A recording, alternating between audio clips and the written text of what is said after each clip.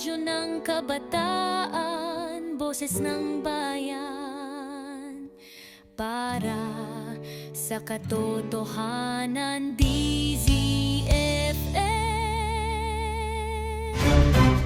Tinugunan ng Mandaon High School Alumni Association ang matagal ng kakulangan sa tubig ng Federico A. Estipona Memorial High School sa pamamagitan ng pagtatayo ng isang bagong water system na titiyak sa maayos at malinis na supply ng tubig para sa libu-libong mag-aaral at guro ng paaralan.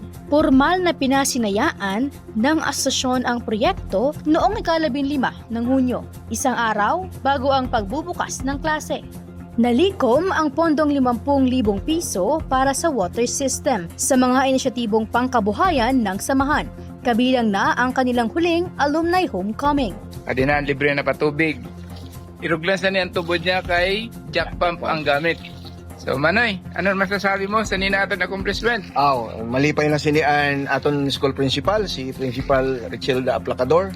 And of course, ang mga estudyante, lalo ang mga kababaihan na maggamit ng CR, may tubig na ganyan in the CR, bisan mag-brown out pa permi, bisan mag-summer pa.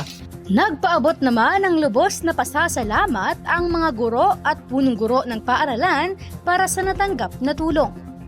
Dako-dako na akong pasalamat sa aton previous alumni officers, lalo na gayud sa aton previous alumni president, si Sir Igay Rana sa INDA project. Dako-dako na salamat sa INDA kay an aton mga estudyante kag mga teachers, lalo na gayud sa mga estudyante na amuan ma-benefits ani. So, kudos to our previous alumni officers. Tinataya nga abot sa 1,800 mag-aaral at guro ang direktang makikinabang sa nasabing proyekto. Manatiling nakatutok para sa mga balita at updates tulad nito. Ako po si Jamila Belano, Senior Newscaster, at ito ang Landmark Broadcast. Radyo ng Kabataan, Boses ng Bayan, para sa katotohanan, DZFM.